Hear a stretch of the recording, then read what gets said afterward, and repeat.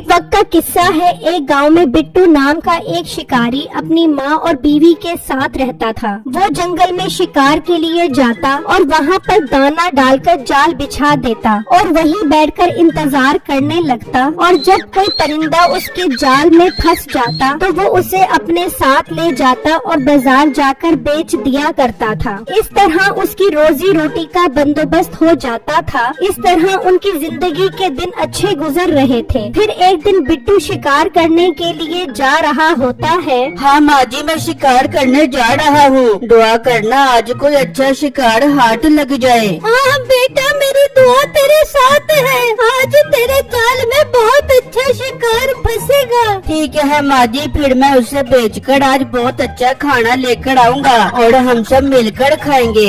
ये कहकर बिट्टू जंगल की तरफ निकल जाता है और वहाँ दाना डालकर जाल लगा देता है और इंतजार करने बैठ जाता है। काफी देर हो जाती है, कोई भी शिकार नहीं आता। ये आज जंगल के परिंदों को हो क्या गया है, कोई परिंदा ही नहीं आ रहा। वो सोच ही रहा होता है कि अचानक वहाँ एक बहुत खूबसूरत मोरनी आ जाती है। बिट्टू की खुशी का कोई ठिकाना ही नहीं रहता। बिट्टू उस मोरनी का जाल में फंसने का इंतजार करने लगता है, लेकिन बदकिस्मती से वो उड़ जाती है। ओहो, ये क्या हो गया, मोरनी मेरी जाल में फंसी ही नहीं। इतनी खूबसूरत मोरनी मैंने पहले कभी नहीं देखी। कुछ भी हो, मैंने ये मोरनी जरूर पकड़नी है। अचानक उसे बंदूक की गोली की आवाज आती है। वो आवाज सुनकर चौंक जाता है। ये क्या, इस जंगल में और शिकारी कहाँ से आ गया? कहीं उसने उस मोरनी को मार तो नहीं दिया? मैं जाकर देखता हूँ। जहाँ से उसे गोली की आवाज आई थी, बिट्टू उस तरफ निकल जाता है तो करीब ही उसे एक शिकारी नजर आता है। भाई साहब, आप इस जंगल में क्या कर रहे हो? इस जंगल में बंदूक लेकर खड़ा हूँ तो शिकार करने आया हूँ और मैं यहाँ लूडो खेलने आया हूँ। क्या मतलब, आपने उस मोरनी पर गोली चलाई थी? गोली तो उसे लग भी गई थी, मगर वो जख्मी ही उड़ गई। पता नहीं कहाँ गई होगी। सारा शिकार बर्बाद हो गया मेरा। चलो दूसरे जंगल में चलकर उस मोरनी को ढूंढते हैं। वो शिकारी वहाँ से चले जाते हैं और बिट्टू जगह जगह उस मोरनी को ढूंढता है, लेकिन उसे मोरनी नहीं मिलती। वो वापस अपने घर की तरफ निकल जाता है। वहाँ वो मोरनी जख्मी हालत में बिट्टू के घर आकर गाय के तबेले में छुप जाती है। और जब बिट्टू उदास होकर घर पहुँचता है तो अचानक उसे मोरनी की आवाज आती है। यार, ये तो मोरनी की आवाज है और ये गाय के तबेले से आ रही है। मैं जाकर देखता हूँ। बिट्टू जब उस तबेले में आता है तो वहाँ वो मोरनी जख्मी हालत में खड़ी होती है। बिट्टू उसे देखकर खुश हो जाता है और बाहर लाकर उसकी मरहम पट्टी करता है और उसे एक पिंजरे में बंद कर देता है। अम्मी, बेगम बाहर आओ, देखो हमारे हाथ कितना खूबसूरत परिंदा लगा है। वो दोनों बाहर आती हैं तो इतनी खूबसूरत मोरनी देखकर खुश हो जाती हैं। कैसी है मोरनी, आप लोगों को पसंद आई? हाँ बिट्टू, ये तो बहुत खूबसूरत मोरनी है। ये मोरनी तो मैं आपको नहीं बेचने दूंगी, बल्कि हम ये मोरनी खुद पालेंगे। अरे बेटा, हम इस मोरनी को नहीं बेचेंगे तो खाएंगे कहाँ से? इसे बेचना जरूरी है। हाँ बेगम, माँ जी ठीक कह रही हैं। ये बहुत अच्छी कीमत पे बिक जाएगी। मैं इसका जख्म ठीक होते ही इसे बेच दूंगा। ठीक है, बेच दो। मैं अब दोनों से बात नहीं करूँगी। उसकी बीवी नाराज होकर अंदर चली जाती है। माँ जी देखो ना, कैसी बच्चों वाली जिद कर रही है ये। जा बेटा, तू अंदर जाकर उसे समझा। मैं मोरनी के पास ही रहती हूँ। बिट्टू अपनी बीवी के पास आ जाता है। बेगम, तुम कैसी बच्चों वाली बातें कर रही हो? ये एक मोरनी तो है, मुझे बेचने दो, मैं तुम्हें और परिंदे पकड़ कर ला दूंगा। नहीं, मुझे यही मोरनी चाहिए। आप इसे नहीं बेचोगे। अच्छा अच्छा बेगम, गुस्सा मत करो, मैं इस मोरनी को नहीं बेचता। अब खुश हो? ओ बेटा, बाहर आओ, देखो इस मोरनी ने बहुत खूबसूरत अंडा दिया है। वो दोनों बाहर आकर देखते हैं तो वो अंडा बहुत ही नायाब अंडा होता है। देखा ना बिट्टू, अब मेरी बात नहीं मान रहे थे। देख लो इसने कितना नायाब अंडा दिया है। हाँ बेगम, तुम बिल्कुल ठीक कह रही हो। इस मोरनी का अंडा बहुत नायाब है और ये मोरनी खुद भी बहुत नायाब है। बेटा तू ये अंडा लेकर जा और बाजार जाकर इसे बेच दे। हाँ माँ जी, मैं ऐसा ही करता हूँ। बिट्टू वो अंडा निकालता है और बेचने के लिए ले जाता है। तो रास्ते में उसे एक परचून की दुकान नजर आती है। बिट्टू उस दुकान पर आ जाता है। जी भाई, क्या चाहिए आपको? मीठे भाई चाहिए तो कुछ नहीं। हाँ, मैं आपको बेचने के लिए कुछ लाया हूँ। क्या चीज लाए हो लड़के? भाई ये देखो, ये बहुत नायाब अंडा है, ये मैं बेचना चाहता हूँ। मीठा वो अंडा देखकर हैरान रह जाता है। लड़के, ये तो बहुत नायाब अंडा लग रहा है। ये तुम्हारे पास कहाँ से आया? भाई तुम इस बात को छोड़ो, ये बताओ अंडा अच्छी कीमत पे खरीदोगे कि नहीं खरीदोगे? अरे जरूर खरीदूंगा। ये तो बहुत नायाब अंडा है। तुम मुझे ये अंडा 1000 रुपए का दे दो। बिट्टू 1000 रुपए का सुनकर खुश हो जाता है। ठीक है भाई, आप मुझे 1000 रुपए दे दो और ये अंडा ले लो। और हाँ, ये बात किसी को भी पता ना चले। मैं रोज आपको ऐसा अंडा बेचने के लिए ला कर दूंगा। ठीक है, मैं किसी को नहीं बताऊंगा। बस तुम रोज मुझे ऐसा अंडा ला कर दोगे। बिट्टू उससे 1000 रुपए लेकर चला जाता है और घर आकर अपनी बीवी और माँ को ये खुशखबरी सुनाता है। अल्लाह का लाख लाख शुक्र है बेटा, अब तो हमारी गरीबी हमेशा के लिए खत्म हो जाएगी। बस अल्लाह इस मोरनी को हमेशा सलामत रखे।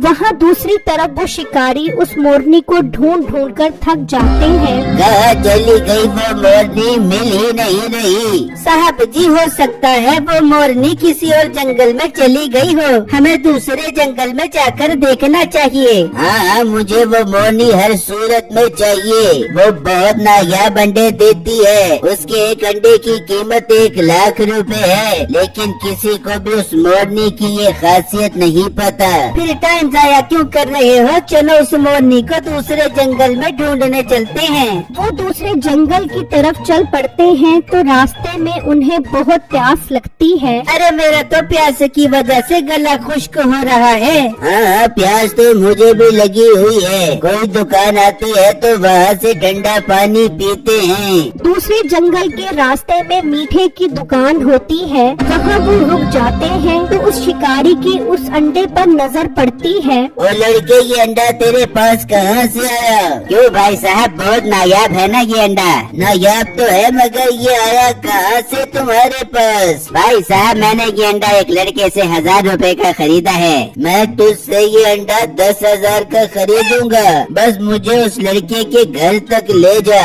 उसकी बात सुनकर मीठे का शैतानी दिमाग काम करने लग जाता है। अरे भाई, बहुत सियाने बन रहे हैं ये। सोने की मुर्गी मैं इन्हें दे दूं ताकि मैं अंडे से भी जाऊं। अब तो मेरे कमाई करने के दिन आए हैं। क्या सोच रहे हो तुम? मैं सोच रहा हूँ अगर मैं तुम्हें उस लड़के के पास ले जाऊँ तो मुझे क्या फायदा होगा इस चीज का? मेरी बात सुनो, अगर मुझे उसके घर ले जाओगे तो मैं तुम्हें पूरे 1 लाख रुपए दूंगा।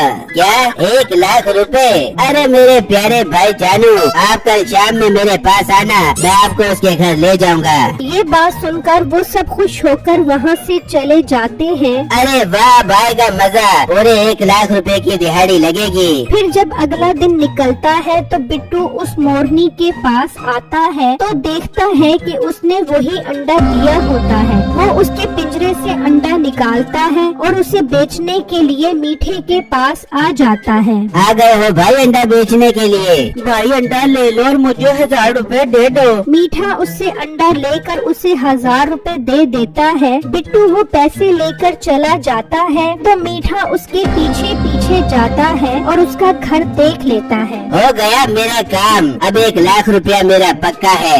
मीठा ये कहकर वहाँ से चला जाता है और अपनी दुकान पर आ जाता है और उन शिकारियों का इंतजार करने लग जाता है। वहाँ बिट्टू अपनी बीवी से कहता है, बेगम तुम इस मोरनी को अंदर ले जाओ, मैं जंगल में शिकार करने जा रहा हूँ। ऐसा ना हो ये मोरनी किसी की नजरों में आ जाए। उसकी बीवी वो मोरनी अंदर ले जाती है और बिट्टू शिकार करने जंगल पहुँच जाता है और किसी शिकार के आने का इंतजार करने लग जाता है तो अचानक वहाँ वैसे वैसा ही एक मोर आ जाता है। उसे देखकर बिट्टू खुश हो जाता है और वो मोर उसके जाल में फंस जाता है। मेरे तो मजे हो गए, घर पर मोरनी और यहाँ पर मोर, जोड़ा मुकम्मल हो गया। मैं इसे घड़ी लेकर जाता हूँ। बिट्टू उस मोर को ले जाता है और वहाँ वो शिकारी मीठे की दुकान पर पहुँच जाते हैं। हाँ मीठे भाई, आपने वादा किया था उस लड़के के घर लेकर जाओगे हमें। जी भाई जरूर लेकर जाऊंगा। आप परेशान क्यों होते हो?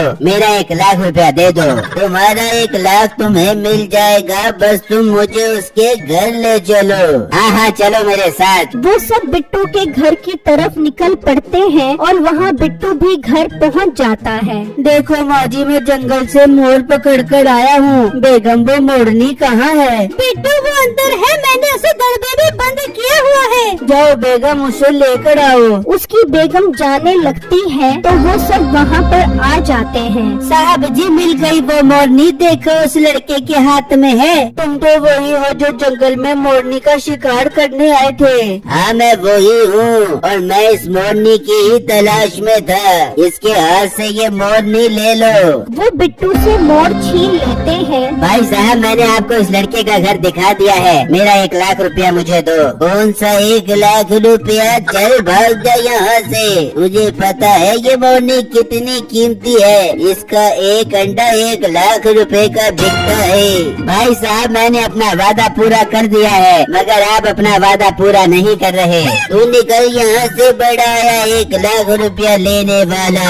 वो सब मोर लेकर चले जाते हैं। भाई मुझे माफ कर दो, मैंने लालच में आकर आपके घर का पता बता दिया, मगर उन्होंने मुझे 1 लाख रुपया भी नहीं दिया।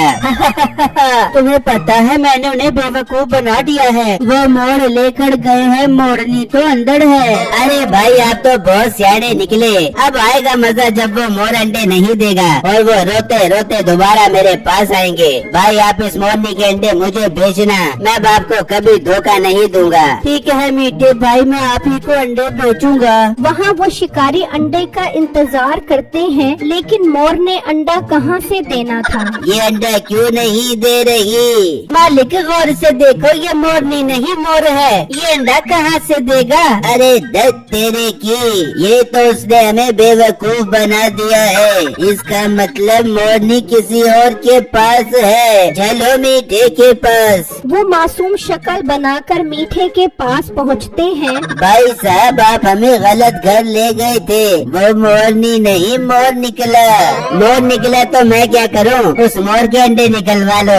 मोर अंडा कैसे देगा? ऐसे ही जैसे तुमने मुझे 1 लाख रुपया नहीं दिया था। चलो निकल जाओ, तुम्हें तो मैं बताता हूँ। मीठा उस शिकारी को जोर जोर से थप्पड़ मारता है और वहाँ से भाग जाता है और वो सब उसके पीछे भागते हैं तो एक गड्ढे में गिर जाते हैं और उनको उनके किए की सजा मिल जाती है।